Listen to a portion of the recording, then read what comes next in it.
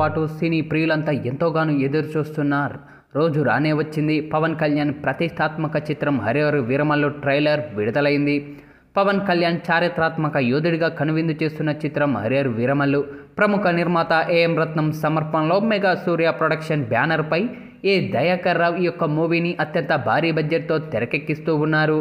ఇక ఈ యొక్క పీరియాడికల్ డ్రామాకు జ్యోతి కృష్ణ క్రిష్ జాగర్లముడి దర్శకులు. జూలై 24వ తేదీన విడుదల కానున్న హరిహర వీరమల్లు సినిమాపై భారీ అంచనాలే ఉన్నాయి.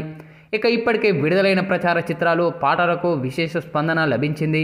ఇక తాజాగా ట్రైలర్ను కూడా విడుదల చేసింది చిత్రబృందం. ఇక ఈ యొక్క ట్రైలర్ మంచి రెస్పాన్స్ను అయితే సొంతం చేసుకుందనే చెప్పాలి.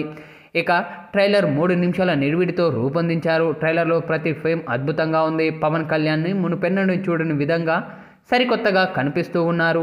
ఢిల్లీ సుల్తాన్ నుండి సనాతన ధర్మాన్ని రక్షించడానికి నడుం బిగించిన యోధుడు, మొఘల్ శక్తిని ధిక్కరించిన ధీరుడు వీరమల్లుగా పవన్ కళ్యాణ్ కనిపించిన తీరు కట్టిపడేసింది.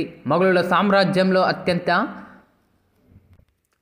పాలకులో ఒకరైన ఔరంగజేబ్ పాత్రలో బాబీ డియోల్ భయానకంగా కనిపించారు. కోహినూర్ వజ్రం కోసం పోరాటం, మొఘలులతో వీరమల్లు తలపడడం వంటి సన్నివేశాలు ట్రైలర్ ఆద్యంతం ఆసక్తికరంగా సాగింది.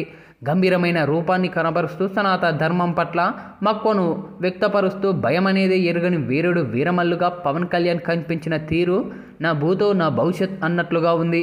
వీరమల్లు పాత్ర కోసం తనని తాను మలుచుకున్న తీరు అమోఘం. యాక్షన్ సన్నివేశాల్లో పవన్ కళ్యాణ్ మరింత ఆకట్టుకున్నారు. ఇక తన అద్భుతమైన అభినయంతో వీరమల్లు పాత్రకు ప్రాణం పోశారు పవన్ కళ్యాణ్. ట్రైలర్లో ఆంది వచ్చేసింది అనే డైలాగ్ ప్రత్యేక ఆకర్షణగా నిలిచింది.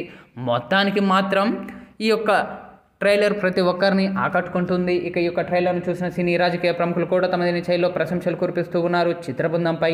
అయితే ఈ నేపథ్యంలోనే తాజాగా ఈ యొక్క ట్రైలర్ను వీక్షించిన టాలీవుడ్ శివగామి రమ్యకృష్ణ తనదైన శైలిలో ప్రశంసలు కురిపించారు చిత్రబృందంపై. పవన్ కళ్యాణ్ గారు ట్రైలర్ చాలా అద్భుతంగా ఉంది. ఇక ఈ యొక్క ట్రైలర్లో మీరు చెప్పిన డైలాగులు కానీ, అలాగే మీకు ఇంట్రడక్షన్ ఇచ్చిన డైలాగులు కానీ ప్రతి ఒక్కటి చాలా అద్భుతంగా ఉన్నాయి.